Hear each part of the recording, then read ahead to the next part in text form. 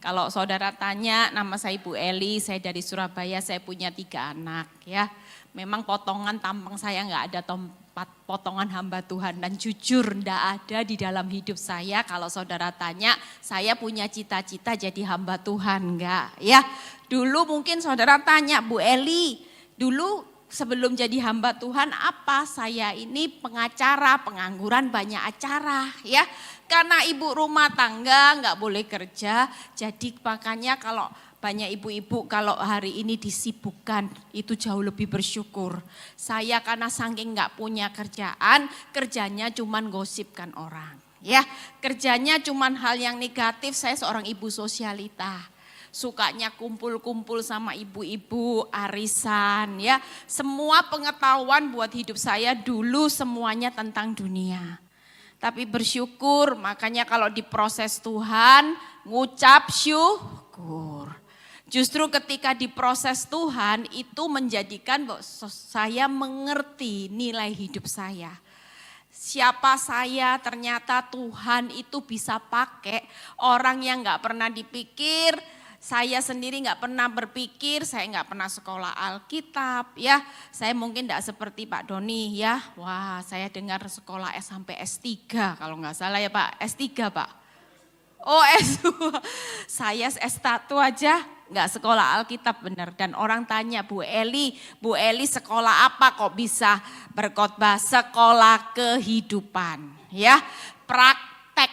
Jadi ketika mengerti firman, Tuhan bilang praktek ya.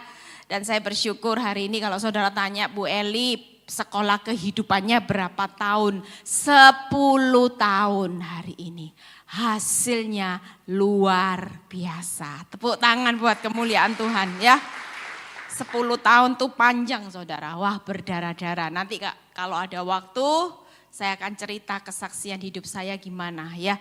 Saudara percaya bahwa dalam hidup ini saya ingin menyampaikan firman yang saya mengerti ternyata dulu saya jadi orang Kristen memang sejak lahir. Saya menikah pada waktu itu suami saya bukan orang Kristen dan saya berpikir ketika dia baik, dia cinta saya dapat suami itu saya sombong saudara. Karena saya lihat suami saya ini cinta mati sama saya. Nggak mungkin, bahkan waktu kita nikah aja suami saya bilang gini, kamu percaya ya, aku tidak akan pernah selingkuh. Nggak akan pernah mengkhianati kamu. Itu dikatakan dan saya sebagai seorang istri yang namanya janji seperti itu jelas dong itu jadi pegangan. Ya, dan itu membuat saya menjadi seorang istri yang sombong karena saya tahu bahwa dia sangat mencintai saya, dia tidak akan mungkin walaupun saya galak dalam tanda kutip saya jadi orang Kristen tapi saya nggak jadi pelaku firman. Dan saya berpikir dulu ketika saya mengalami proses pada waktu saya melayani Tuhan 2 tahun. Saya berpikir kenapa Tuhan engkau izinkan semua ini terjadi. Tapi ternyata setelah saya berpikir, yuk kita buka dulu ayatnya. Amsal 13 ayat 13. Kita baca sama-sama bagaimana hari ini saudara mengerti. Makanya firman ini jangan sampai diremehkan. Ya, ketika siapa meremehkan firman, ia akan menanggung akibatnya. Tetapi siapa taat kepada perintah akan menerima balasan. Waktu saya merenung firman ini, Tuhan itu jelas seperti saya itu memori saya ke belakang. Oh ya, ternyata apa yang saya alami dan saya menikah itu pada waktu saya mengalami badai itu 15 tahun pernikahan berjalan baik. Semuanya baik-baik. Saya menjalani hidup zona nyaman. Saya terlalu nyaman, saya lihat suami baik, mertua baik, keuangan baik dan semuanya baik saudara. Apa yang baik itu justru tanpa saya sadari saya jalan kakinya lurus tapi ujungnya maut.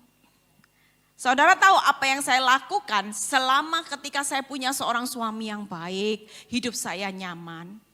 Tuhan itu ingatkan, kamu ini apa yang terjadi hari ini menimpa hidupmu dan benar ketika 2 tahun melayani Tuhan tiba-tiba tanpa ada angin, tanpa ada tanda-tanda yang namanya badai, sekonyong-konyong suami saya jatuh berselingkuh. Dan itu membuat keadaan hidup saya yang tadinya hidup di zona nyaman, benar-benar hidup saya terpuruk. Seperti dunia runtuh, dan kalau saya merenungkan firman, saya benar-benar hari ini berbagi sharing firman buat saudara, ini harus saudara perlu pertimbangkan. Tuhan cuma ingat gini, apa yang terjadi hari ini itu tidak lepas dari apa yang saudara tabur di masa lalu, makanya menuai. Dan saya ingat di mana dulu kalau saya bertengkar sama suami, saya selalu kadang-kadang bilang gini, cerai, sombong. Kalau sudah ngomong cerai, suami saya nggak jadi pergi, saudara. Dan dulu saya juga nggak nabur firman yang baik. Kalau tiap kali dimaki-maki suami, wah seharusnya Tuhan bilang ini, istri tunduk sama suami. Tapi buat hidup saya nggak mau. Saya berusaha untuk menanduk. Di situ saya tahu bahwa hari itu dan saya punya ketakutan. Hidup ini apa yang saudara takutkan, apa yang saudara khawatirkan, itu yang menimpa saudara. Saya punya ketakutan yang luar biasa kehilangan suami. Ketika saya menaruh hidup saya, menggantungkan hidup saya karena saya tidak kerja. Dan saya melihat suami saya baik, suami saya cinta saya. Apa yang saya butuhkan dia bukan suami yang pelit. Wah kalau ibu-ibu dapat suami yang gak pelit itu luar biasa. Tapi walaupun uangnya banyak, kalau pelit penderitaan saudara. Dan di situ saya merasa hidup saya nyaman. Wah kerja ndak boleh, tapi kalau keuangan dicukupin orang bilang ngapain kamu pusing kerja, selama suami bisa mencukupi nggak pelit, nggak usah kerja. Dari situ saya punya ketakutan, saya tiap kali walaupun suami saya nggak kemana-mana, tapi saya selalu takut kehilangan suami saya. Selalu takut, khawatir, padahal orangnya di samping saya terus. Dan saya ingat apa yang menimpa saya, apa yang saya takutkan, khawatirkan bertahun-tahun itu yang menimpa hidup saya. Apa yang saya gemakan hidup mati dikuasai lidah, di situ itu yang menimpa saya. Tiap kali saya ngomong cerai, dan tanpa saya sadari semua perkataan yang negatif itu terjadi saudara. Dan di situ saudara tahu hari ini yuk kita lihat bagaimana orang yang meremehkan firman akan menanggung akibatnya. Jadi dari situ hidup saya mulai mengerti dalam pertobatan. Tuhan bilang gini, apa yang menimpa kamu selama kamu meremehkan firman, kamu akan terus tanggung akibatnya. Kalau hari ini engkau sadar walaupun nasi sudah jadi bubur, tidak ada kata terlambat. Tapi kalau hidupmu tetap hari ini berubah, bertobat, taat firman, aku akan memberi engkau balasan. Amin saudara. Kalau waktu itu hidup saya gak taat sama Tuhan, mungkin hidup saya berkata gini, oh dia bisa selingkuh, saya juga bisa. Dia laku, saya laku. Hancur saudara. Hidup saya akan terus tanggung akibat dosa saya. Kalau saya merasa tidak terima dengan harga diri saya akan terus hidup yang menanggung akibat dosa-dosa saya. Tapi Tuhan bilang ini, lihat tidak ada kata terlambat. Hari ini yang aku mau hidupmu bertobat. Mulut bertobat, perbuatan bertobat, pikiran bertobat. Dan di situ saya mulai merubah. Tuhan bilang ini, kepingin terima balasan atau tanggung akibat terus? Enggak Tuhan. Aku enggak mau terima akibat, enggak enak Tuhan. Aku mau terima balasan di mana aku mau menikmati berkat-berkat Tuhan. Amin. Yuk kita buka di Amsal 13 ayat 21. Ya, kita baca sama-sama. Hari itu ketika saya membaca ayat ini, saya tahu Tuhan lagi tegur hidup saya. Orang berdosa dikejar oleh malapetaka, tetapi ia membalas orang benar dengan kebahagiaan. Dan ayat ini berkata, oh iya Tuhan, aku mau hari itu aku bertobat supaya hidupku bahagia. Siapa yang mau hidup malapetaka terus ketika saya hari itu balas gigi ganti gigi, mata ganti mata, mungkin hari ini hidup saya hancur, saya gak akan nikmati kebahagiaan. Tapi ketika saya bertobat, hari ini hidup saya menikmati sukacita, kebahagiaan yang dunia tidak bisa beri. Amin saudara. Buka di Amsal 13 ayat 22. Yuk kita baca. Orang baik meninggalkan warisan bagi anak cucunya, tetapi kekayaan orang berdosa disimpan bagi orang benar. Dan Tuhan ingatkan, kalau hidupmu bertobat, ya Tuhan bilang ini gak usah takut.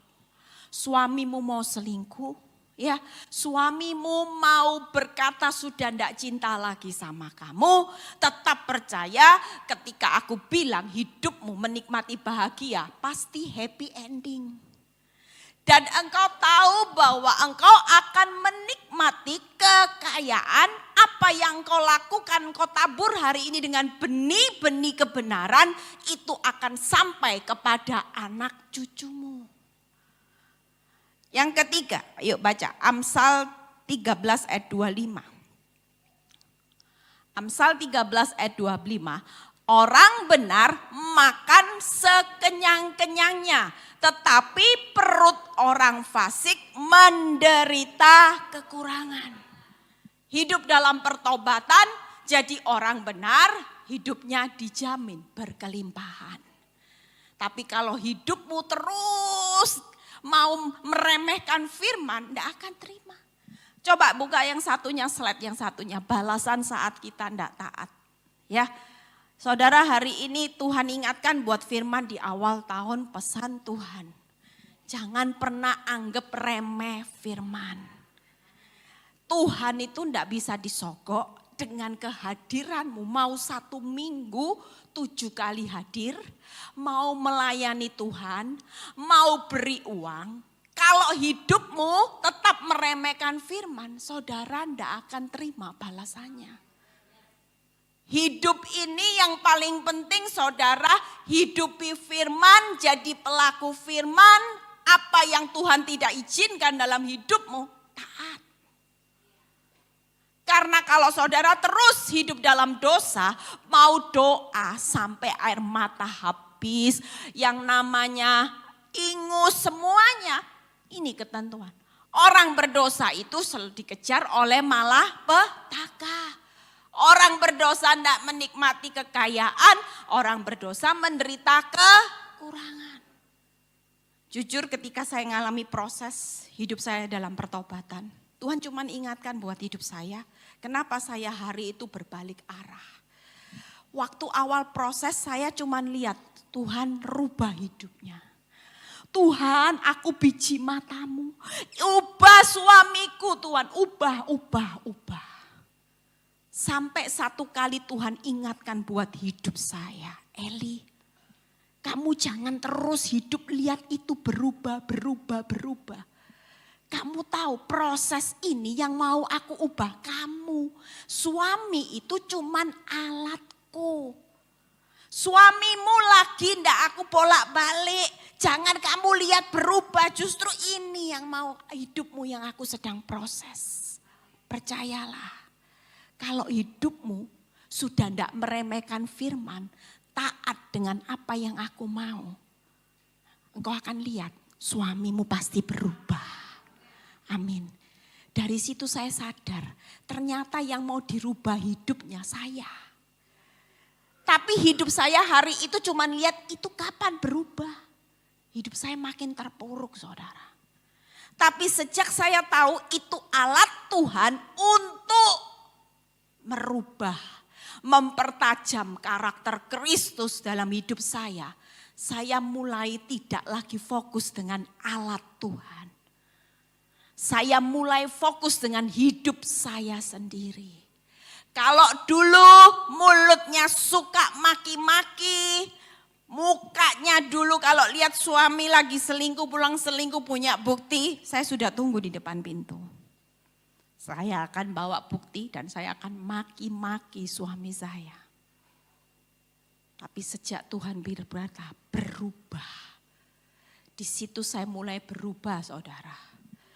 Suami saya sendiri lihat perubahan hidup saya itu takjub. Kalau dulu saya sukanya marah, saya sukanya ajak bertengkar.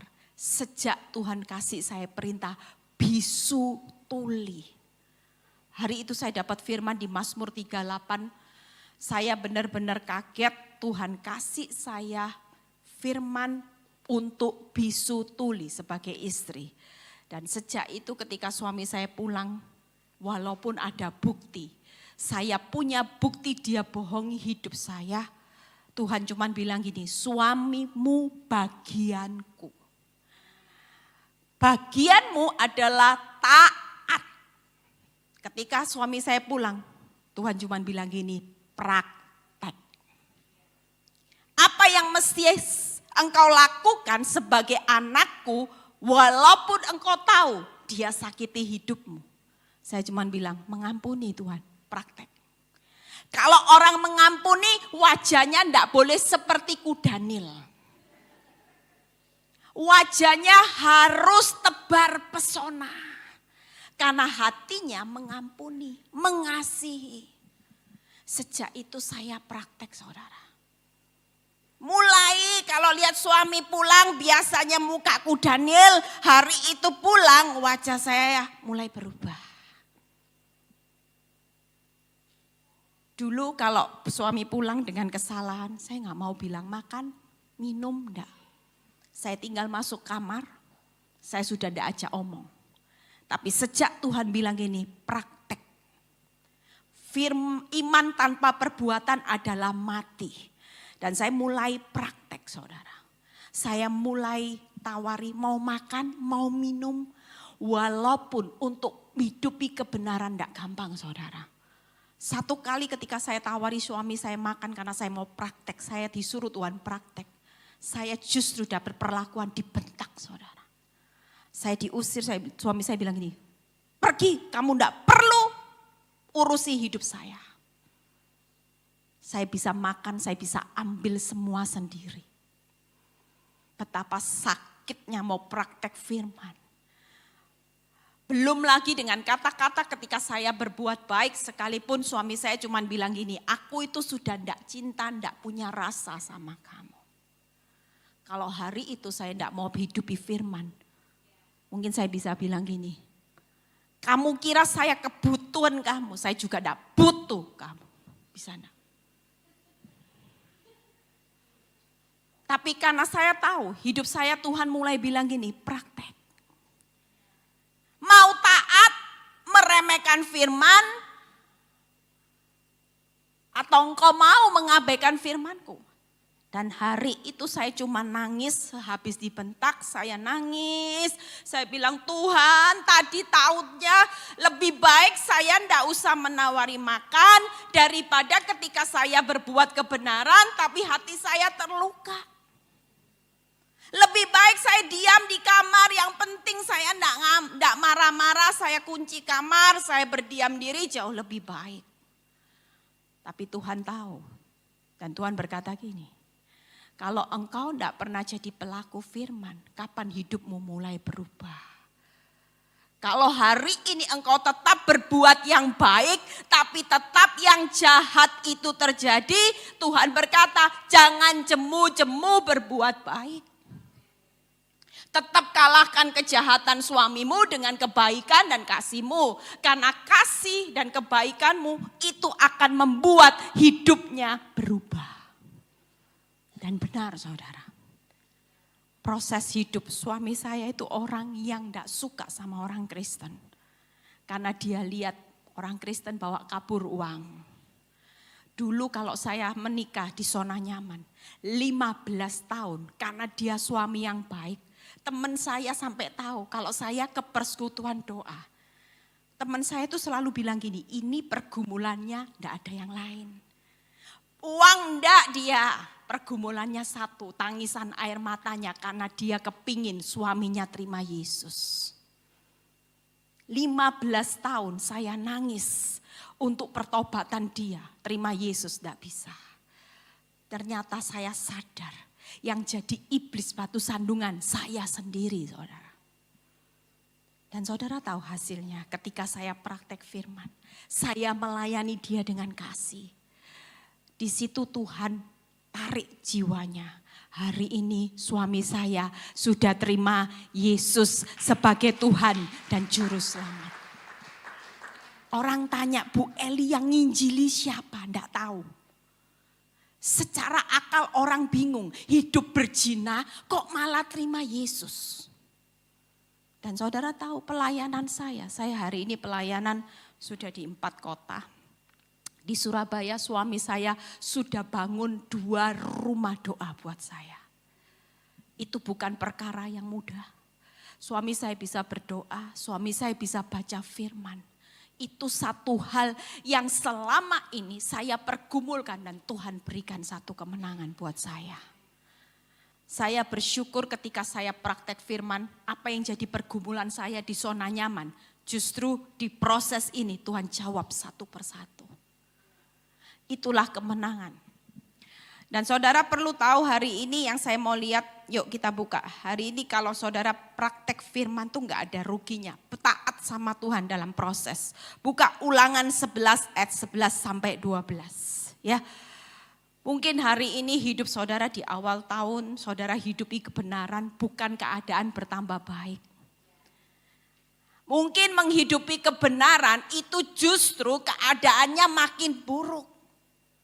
Orang hidupi kebenaran, saya jujur ketika saya menghidupi kebenaran, apakah dengan semudah membalik telapak tangan? Ketika saya makin hidupi kebenaran, suami saya makin haleluya. Saudara tahu, dari selingkuh, nikah siri, punya anak 1, punya anak 2. Wow. Kalau orang tanya, Bu Eli, sudah pingin menyerah enggak? Berulang kali saudara. Satu hal yang membuat saya sampai hari ini bertahan, satu. Karena dalam hidup saya enggak ada pilihan selain untuk menyelesaikan kehendak Tuhan. Kalau seandainya kata saya bilang sama orang, Tuhan boleh kasih pilihan. Mau menyerah, mau pisah atau tetap lanjut, saya akan pilih pisah saudara. Tapi karena saya taat sama firman, tidak ada pilihannya. Suamimu tetap suami yang sudah selingkuh sampai punya 2 anak. Itu tetap suami yang terbaik. Dan saudara tahu sebelum baca ini saya lupa ada satu kesaksian ketika saya mulai tiarap. Dulu saya waktu suami saya selingkuh saya pakai kekuatan saya sendiri. Suami saya enggak ada perubahan. Tapi ketika saya tiarap, ya ini buat bapak-bapak, hati-hati kalau pulang kerja. Biasanya lihat istri yang berarti saudara masih aman. Karena saudara menghadapi kekuatan mulutnya. Gini, ya. Tapi kalau saudara pulang kerja, lihat istrimu mulai diam, hanya berlutut, hati-hati. Saudara tahu ketika saya mulai berlutut dan saya diam. Suami saya tiba-tiba kena, hari itu waktu saya berdoa pagi, Tuhan tuh ingatkan jantung, cek jantung suamimu. Dan saya cuma bilang, saya doa dapat sesuatu, ayo kita cek jantung kamu.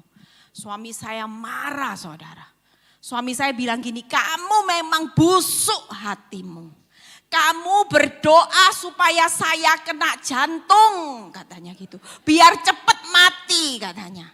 Dalam hati saya, Tuhan dikasih tahu yang baik kok tambah. Saya bilang, ya terserah, saya cuma doa, saya dapat sesuatu. Singkat cerita karena kasih karunia. Makanya ibu-ibu kalau suaminya lagi bermasalah jangan didoakan cepat mati. Ya.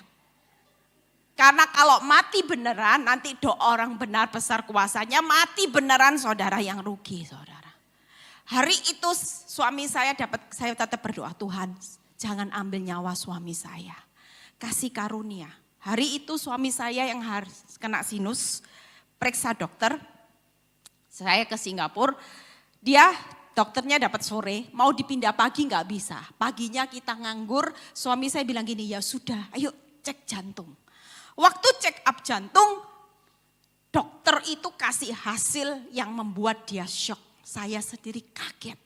Dokter bilang gini, as soon as possible, secepat mungkin kamu nggak boleh pulang Indonesia. Karena di arteri utama jantungmu itu sudah blok, tersumbat 90%. Jadi kalau 10% lagi sudah habis. Jadi sampai tidak boleh pulang Indonesia. Saudara tahu, waktu dengar itu, saya bilang sama Tuhan, Tuhan terima kasih.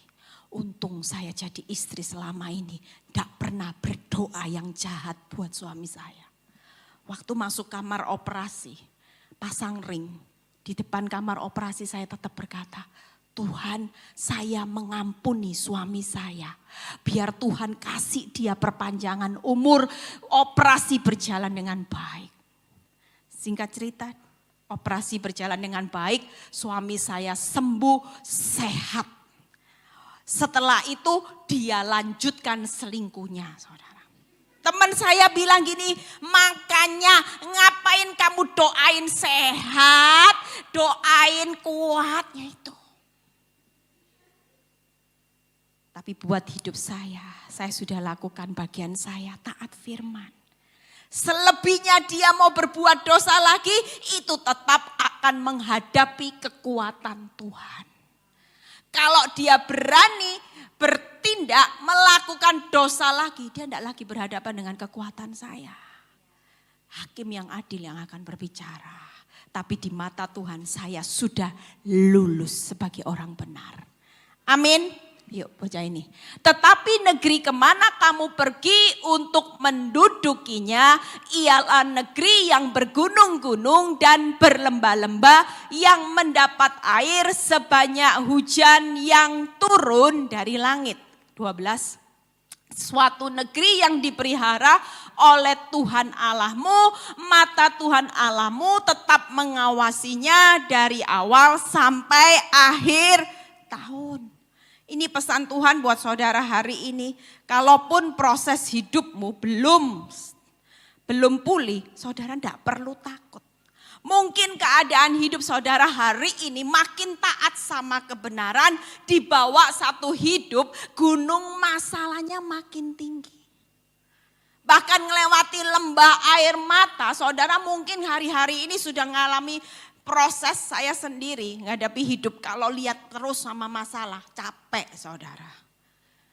Bagaimana gak capek? Orang udah ajarin saya banyak trik, saya ikuti semua cara pendeta. Mulai tengking-tengking roh peperangan saya praktek saudara. Diajari pendeta tiap kali suamimu pulang kerja supaya tidak pergi ke wanita itu, mulai belajar roh peperangan. Saya tanya roh peperangan yang bagaimana? Tiap malam pulang kerja ikat kakinya dalam nama Yesus, ikat, saya ikat terus. Tiap pulang kerja saya ikat kakinya, tidak akan keluar rumah dalam nama Yesus. Pergi saudara. Diajari lagi pakai minyak urapan katanya. Kasih semua minuman, apa-apa kasih minyak urapan. Sampai yang namanya aqua, semua saya tetes minyak urapan. Kopi semua. Berubah? Makin parah saudara. Ini tadi. Karena sebenarnya dalam hidup saudara dan saya, hari ini saya bersyukur. Ketika Tuhan tidak jawab hidup saya cepat-cepat, saya bersyukur. Kenapa saudara? Karena ketika hari ini melewati proses 10 tahun, memang target saya belum berhasil sepenuhnya buat suami saya. Walaupun dia sudah kenal Yesus, dia bisa baca firman, dia sudah dukung pelayanan saya. Tapi saya belum lihat perubahan itu sepenuhnya. Suami saya masih jatuh bangun. Karena suami saya sudah punya 2 anak, ya saya ngalami PHP, pengharapan palsu sudah berapa kali. Diusir, ditarik lagi, diusir, balik lagi. Sampai orang itu bilang gini, kamu ini kok bodoh.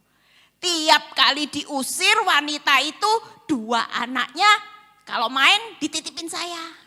Bahkan anak kecil 2 itu kalau panggil saya ke rumah, saya umurnya masih kecil, Mami Eli, Mami Eli. Maunya saya cubit gara-gara perbuatan mamamu. Jujur, kalau saya enggak punya hati kasih, ini anak kan gak bisa lapor, saya cubit aja. Pelampiasan. Tapi ketika saya tahu hidup saya hari itu, Tuhan yang kasih saya perintah, saya walaupun dibawa Tuhan dalam hidup, proses hidup saya di PHP kayak jet coaster saudara. Nanti sudah lihat, diusir aduh Tuhan. Enggak lama kemudian 1 tahun setengah balik saudara. Alasan anaknya cari mamanya. Tapi saya tahu, saudara lihat itu tadi ayat di Ulangan 11. Di mana saudara hari ini enggak perlu takut. Karena Tuhan itu pasti mencukupkan. Di mana negeri kemana kamu pergi yang mendudukinya ialah negeri yang bergunung, yang berlembah. Tapi Tuhan tetap mencukupkan apa yang menjadi kebutuhan saudara dan saya. 10 tahun proses dalam hidup saya ketika saya taat, keadaan tidak bertambah baik. Tapi yang saya lihat bagaimana Tuhan mencukupkan. Tuhan berikan saya kekuatan bahkan tiap kali sampai hari ini saya jadi orang Kristen yang makin lama bukannya makin lemah. Kalau saya tidak taat hari itu mungkin hidup saya hari ini nggak jadi hamba Tuhan. Mungkin hidup saya nggak tahu, mungkin ke rumah sakit jiwa bisa, kena kanker bisa. Tapi karena kuasa Tuhan yang dahsyat ketika saya taat firman, saya terima balasannya. Dan Tuhan berkata, aku angkat hidupmu jadi kepala bukan ekor, naik bukan turun. Walaupun lahiriah makin merosot, tapi target Tuhan 10 tahun saya ngerti. Tuhan cuma bilang gini, targetmu belum berhasil, tapi targetku sudah berhasil. Aku lihat hidupmu sudah berubah, aku lihat hidupmu sudah melayani Tuhan, dulu melayani dunia jadi sosialita tukang gosip. Hari ini mulutnya yang gosip dipakai untuk memberitakan firman. Amin saudara. Target Tuhan berhasil. Dan saudara tahu orang benar itu tidak pernah lepas dari keturunan. Saya punya 3 anak hari ini. Tuhan lawat pelihara mereka secara luar biasa. Orang dunia berkata anak saya hancur masa depannya. Anak saya pasti rusak.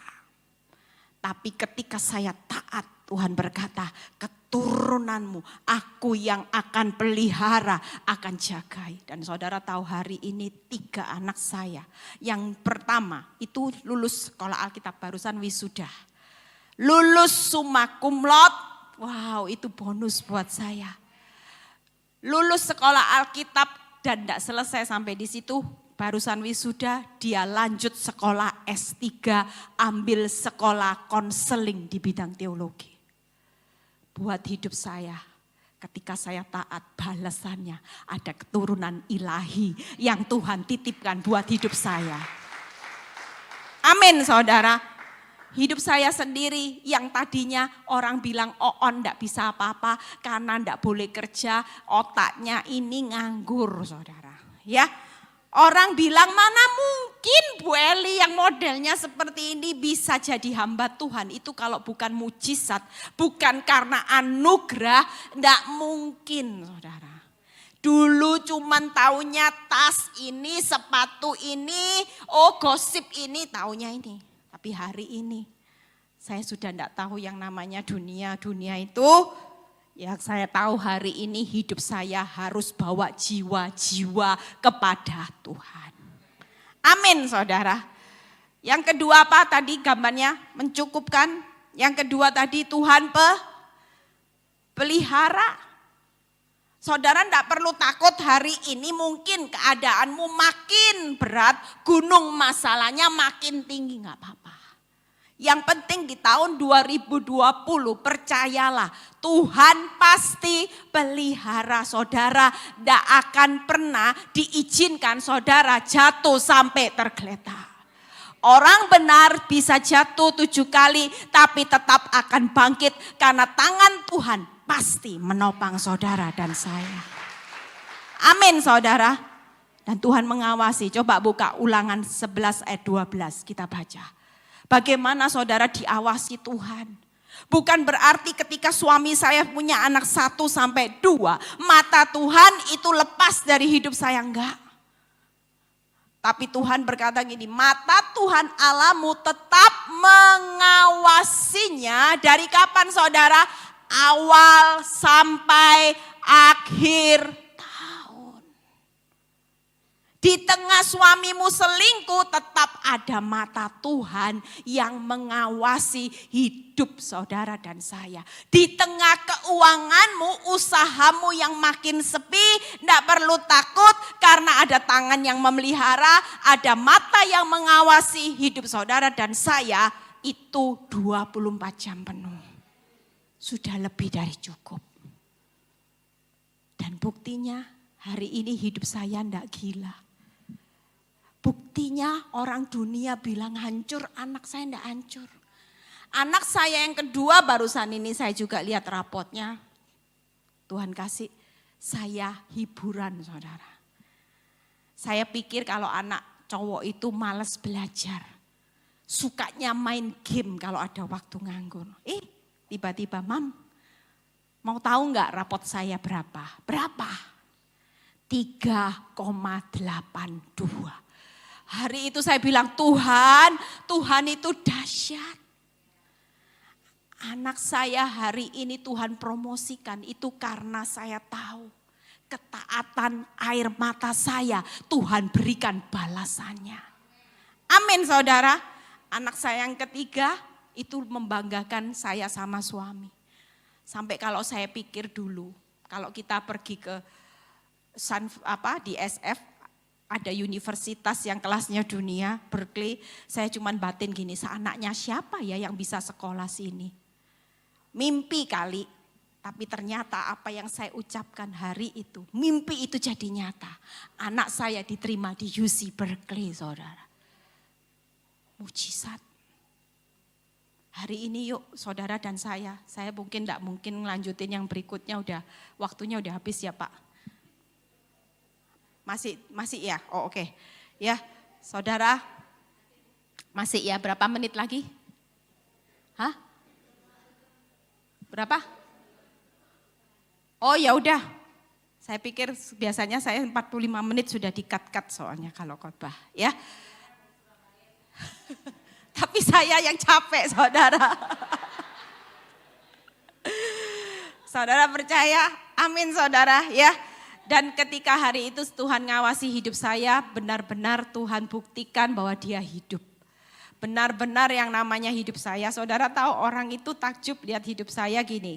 Hari ini orang yang modelnya cuman seorang ibu sosialitan ya, bisa dipercaya Tuhan di 4 kota saudara. Di Surabaya, Jakarta, Bali, Semarang.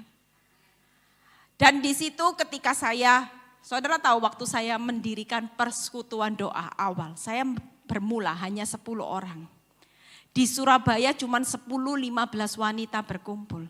Tapi hari ini Tuhan buktikan, walaupun banyak mulut-mulut yang menghakimi saya jalan maju. Yang penting saya cuma taat sama Tuhan, taat sama Tuhan, taat sama Tuhan. Dan hari ini saudara tahu di Surabaya jemaat yang datang tiap minggu wanita, persekutuan doa itu 170 sampai 200 wanita. Saudara lihat, kalau hari itu saya menyerah di tahun keberapa waktu suami saya punya anak kedua, jujur saya pingin menyerah. Suami saya sudah bilang gini, kamu suka enggak suka terima wanita ini, telan, istilahnya ini telan hidup ini, telan. Dia sudah beri saya 2 anak. Kamu suka enggak suka, kamu harus terima wanita ini jadi bagianku seumur hidup. Waduh, kalau sudah ngomong seumur hidup saudara, itu kayaknya sudah kartu mati. Masih sudah nyakiti hati ditambah lagi, gimana lagi aku enggak punya rasa sama kamu, sama wanita ini, cinta. Kalau saudara jadi wanita digituin, nyerah enggak saudara? Nyerah. Saya maunya bawa kaca, saya bilang gini, ngaca. Saya hari itu karena saya sudah terbentuk, saya mulai taat firman, saya mulai belajar respon benar. Mulut ini rasanya kepingin maki-maki. Tapi saya masuk kamar mandi karena saya hari itu enggak kuat saudara.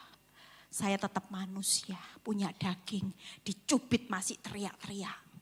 Saya nangis di kamar mandi, saya bilang Tuhan saya sudah tidak kuat. Saya nangis Tuhan saya tidak kuat. Tuhan suruh saya bertahan. Tapi hasilnya bertahan bukan bertambah baik. Kenapa saya tidak izinkan suami saya ambil pilihan kalau dia sudah bahagia dengan wanita ini sampai punya 2 anak. Kenapa Tuhan masih suruh saya bertahan? Tiba-tiba, makanya kalau suaranya Tuhan tuh tidak pernah lebay. Tidak pernah gini, oh kasihan anakku, enggak. Itu bukan suaranya Tuhan. Tuhan cuma bilang gini, Eli, kenapa kamu nangis? Kenapa kamu tawar hati? Bukankah hidupmu ditentukan apa kataku? Keputusanku yang akan terjadi atas hidupmu, skenarioku sebagai sutradara hidupmu, itu yang akan terjadi. Hidupmu bukan ditentukan apa mulut suamimu yang barusan ucapin. Dia mau bilang tidak cinta, dia mau bilang tidak ada rasa, dia bilang harus terima wanita itu jadi bagian seumur hidupmu. Aku Tuhan Allahmu. Aku yang akan memulihkan segala sesuatu menjadi indah pada waktunya. Ketika Tuhan berbicara itu, air mata saya hapus saudara. Air mata saya hapus, saya keluar. Waktu suami saya berbicara seperti itu, saudara tahu posisi dia lagi sakit di rumah sakit. Maunya saya panggil suster, suntik painkillernya dicabut dikit biar sakit. Lagi sakit loh saudara. Saya yang jaga di sebelahnya, dia berani loh ngomong seperti itu. Saudara tahu waktu saya keluar dari kamar mandi, saya lihat itu di sebelah ada soto panas, suster baru antar. Ya, kalau saya jahat, saya waktu mau suapin ini punya pikiran, pura-pura jatuh, tumpah biar rasain. Bisa kan dia gak berdaya kok lagi sakit, itu kuah soto panas saudara. Tapi buat hidup saya karena saya mau praktek firman. Supaya saya terima balasannya, saya tidak terus nanggung akibatnya. Walaupun balasannya saya lihat itu keadaan yang lahiriannya terus makin parah. Tapi saya tahu Tuhan sedang mengumpulkan semua air mata, kesengsaraan saya sedang didaftarkan. Pada akhirnya benih yang saya tabur dengan berjalan maju bercucuran air mata, saya pulang akan bersorak-sorai sambil membawa berkas-berkas. Benih. Orang nanam benih itu tidak sehari muncul saudara. Tapi pastikan kalau saudara hari ini berjalan maju. Saudara bawa benih. Taat sama firman. Responmu benar. Saudara berjalan maju sambil nabur benih. Waktu saudara berapa tahun, 10 tahun proses, saya bisa lihat ke belakang. Hari itu benih yang saya tanam dengan air mata, kesengsaraan saya mulai muncul saudara. Muncul, ada buah. Tapi kalau saya hari itu, hidup saya tidak taat firman. 10 tahun menderita, lihat ke belakang tidak ada buah. 0. Sudah menderita, tidak ada buahnya. Lebih baik menderita, responmu benar, taat firman, lihat buah-buahnya. Mulai saudara nikmati saudara. Amin saudara. Dan di situ saya lihat benar-benar hari-hari ini saya lihat proses. Satu persatu keadaan hidup saya diperbaharui. Lahiriah saya merosot, tapi Tuhan bilang ini tidak apa-apa. Targetku bukan lahiriamu, targetku batiniamu. Batiniamu hari ini satu persatu seisi rumahmu sedang aku perbaiki. Amin. Apa artinya Tuhan bilang, kalau 3 tahun aku pulihkan, targetmu berhasil. Tapi 3 tahun waktu pemulihan terjadi, kamu senang. Targetnya suami balik, menang dari ondel-ondel saya menang. Tapi Tuhan bilang, kamu senang, tapi Tuhan senep saudara. Lihat targetnya enggak terjadi. Lah kalau gini, target saya belum sepenuhnya, tapi Tuhan disenangkan enggak? Disenangkan enggak saudara? Saudara tahu hari ini banyak jiwa-jiwa pemulihan rumah tangga, wanita-wanita yang bertahan, itu karena lihat proses hidup saya. Bahkan buah sulung saya sudah masuk solusi. Ya, itu satu karya ketika saya memulihkan satu rumah tangga sampai sudah masuk solusi. Itu pemulihannya dahsyat saudara. Tanya Ita, udah kesaksian orangnya. Wow, boleh diundang itu. Itu suami istri. Itu perkara yang tidak mudah saudara. Saya lihat karya Tuhan ajaib. Waktu istri itu konseling sama saya bilang ini paket lengkap. Kalau saya cuman suami selingkuh. Ini enggak saudara, sudah selingkuh, sudah narkoba, mafia, komplit. Tapi bagi Tuhan mau paket komplit, mau paket hemat, mau paket yang mahal, bagi Tuhan enggak ada perkara mustahil. Justru saudara tahu yang paketnya komplit, yang orang dunia ngomong sulit, tanya Ita hari ini bertobatnya. Dari enggak kenal Kristus loh. Hari ini bisa baca firman Tuhan 7 jam satu hari. Saudara lihat, kemarin saya terima WhatsApp dari istrinya. Dia bilang, Bu Eli, Tuhan itu tidak pernah berhenti sampai di pertobatan saja. Tapi ketika rumah tangga kami dipulihkan, dulu tidak bisa punya rumah. Hari ini bisa beli rumah, saudara. Anaknya dapat beasiswa ke Jerman, saudara. Lihat. Makanya ibu-ibu jangan mempercepat waktunya Tuhan. Nanti cuma indahnya satu bagian. Tapi kalau waktu Tuhan segala sesuatu.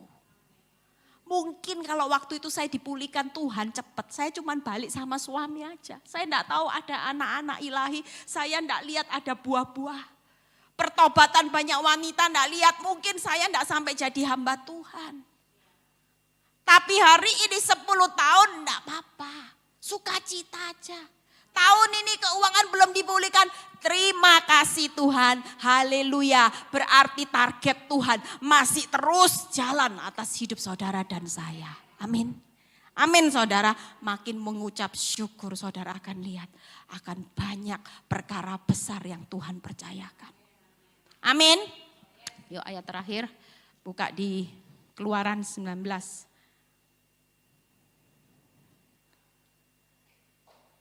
Ayat 5-6 setelah itu selesai ya.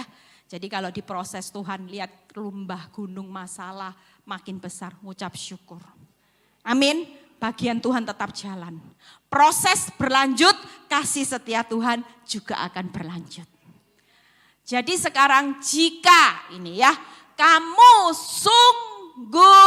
sungguh mendengarkan firman-Ku dan berpegang pada perjanjian-Ku, maka kamu akan menjadi harta sayanganku sendiri dari antara segala bangsa, sebab akulah yang empunya seluruh bumi. Wow, sungguh-sungguh pesan Tuhan tahun 2020, saudara dan saya, jangan main-main sama firman.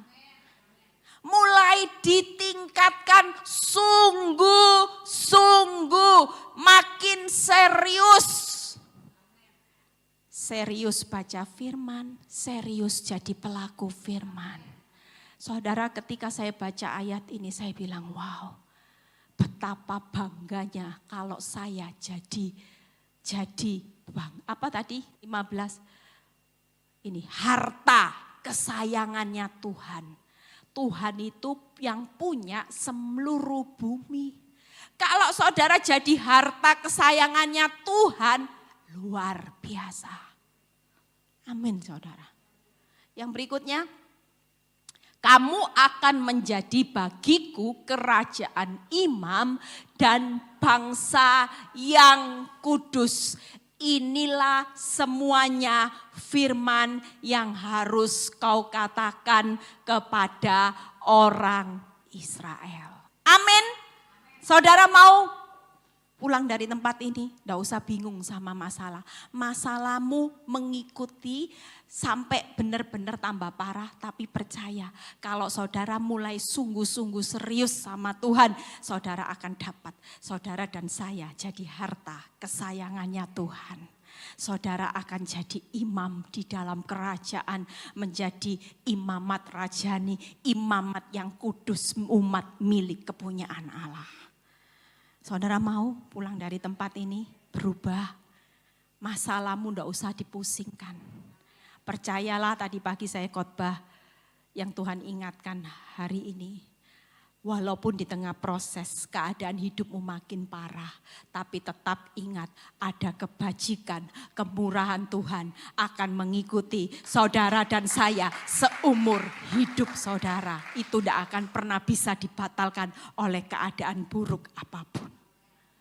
Hari ini mungkin keuanganmu terpuruk, tidak apa-apa, percayalah Tuhan lagi murnikan saudara dan saya. Ya, 3 tip yang saya ajarkan, saya sudah ajarkan di jemaat saya. Kalau lagi proses semua orang konseling saya ajarin 3. Saya juga ketika praktek 3 hal ini luar biasa saudara. Saudara akan lihat perkara besar akan banyak terjadi ketika saya praktek. Saudara tahu, hidup ini kalau terjadi hal yang buruk, 3 hal yang saudara perlu lulus. Makin cepat lulus, makin luar biasa. Yang pertama, hati. Karena Tuhan melihat hati. Kalau ada keadaan buruk, ya Tuhan pengen uji, hatinya udah lulus enggak sih? Dulu kalau saya disakitin suami, saya sakit hati. Saya sedih, tapi ketika saya tahu saya harus lulus ujian hati, ada keadaan buruk, yang saya dengar buruk, yang saya lihat buruk, saya tetap belajar untuk bersukacita. Karena sukacita itu keputusan. Sukacita itu bukan tergantung ketika keuanganmu diberkati, sukacita. Ketika uangmu, dompetmu tipis, sedih enggak. Sukacita karena engkau tahu kepada siapa engkau berjalan. Amin. Saya mulai jaga hati, saya mulai sukacita, saya tetap mengampuni, saya tetap mengasihi. Itu yang pertama. Yang kedua, ujian iman. Setiap keadaan buruk pasti Tuhan pengen nguji imannya gimana. Karena standar orang benar, tanpa iman orang tidak berkenan di hadapan Tuhan. Keadaanmu kalau iman naik turun tidak dapat sesuatu dari Tuhan. Yakobus 1 ayat 6-7 berkata seperti itu. Jadi ketika ada ujian, saya mulai dulu iman saya up and down. Kalau lihat bukti baik, iman saya naik. Kalau lihat bukti buruk, saya dengar berita buruk, iman saya down. Tapi ketika saya tahu saya lagi ujian pemurnian hari itu. Ketika keadaan makin buruk, saya tetap memilih percaya Tuhan di atas kenyataan hidup saya. Saya tidak lagi mau mempercayai kenyataan hidup daripada mempercayai Tuhan. Saya mulai balik. Walaupun ada keadaan buruk, saya bilang sama Tuhan, Tuhan apapun yang saya dengar, apapun yang saya lihat, saya tetap percaya bahwa ada Tuhan yang turut bekerja di dalam segala sesuatu. Kalau hari ini suami saya masih seperti ini, itu pun tetap kebaikan buat saya dan seisi rumah saya. Itu selalu saya ucapkan. Karena saya tahu ketika saya sedang mengucapkan ini, iblis gemetar. Dia sudah lihat bagaimana iman yang dihidupi itu tidak main-main. Dan Tuhan selalu berkata, jadilah menurut imanmu. Tuhan tidak pernah bilang jadilah menurut kenyataanmu. Jadilah menurut imanmu. Yang ketiga, respon. Ketika Tuhan uji orang benar itu selalu responnya benar. Setiap kali ada keadaan buruk, suami saya mulai maki-maki saya selalu ingat. Tiap kali ada kejadian buruk saya bilang, praktek. Ini waktunya saya ngumpulkan benih. Kalau suami saya maki-maki saya dulu marah-marah. Setiap kali dia maki-maki saya, walaupun saya tidak salah, saya selalu praktek. Sorry ya kalau aku salah. Selalu saudara. Walaupun untuk hal itu saya rasanya sakit. Tapi saya berusaha untuk saya tahu musuh saya bukan darah dan daging. Musuh saya adalah melawan tipu daya iblis. Dan ketika saya dulu sakit hati dengan wanita itu juga, Tuhan bilang gini, ingat Eli, musuhmu bukan wanita itu, tapi musuhmu adalah iblis dan kedaginganmu. Itu musuhku. Jadi sejak itu saya tahu bahwa semua yang nyakiti saya itu bukan musuh saya, tapi alat Tuhan yang makin menyempurnakan karakter Kristus atas hidup saya. Amin. Kalau dulu lihat wanita itu marah-marah, kalau orang mulai cerita, aku lihat tuh wanita itu dibeliin ini, saya panik. Tapi ketika saya tahu bahwa musuh saya bukan wanita itu. Orang kepo mulai panasi saya bilang gini, bersyukur lewat kehadirannya buat hidup saya makin punya karakter Kristus. Jadi saya bersyukur ada kehadiran wanita itu, saya bersyukur buat perbuatan suami saya hari ini yang membuat hidup saya makin dimurnikan. Amin. Kalau sudah seperti ini, iblis bisa berbuat sesuatu enggak? Ini orang dia apa-apa nih enggak bisa ngamuk. Dikirim mulut kepo-kepo, enggak bisa bereaksi, responnya ya tetap benar. Iblis bilang ini capek. Lah kalau saudara hari ini enggak, dikit-dikit marah, dikit-dikit nyolot. Yang capek saudara, iblisnya seneng-seneng. Coba mulai hari ini dibalik semua. Kalau dulu dikasih suami bilang bodoh sendiri.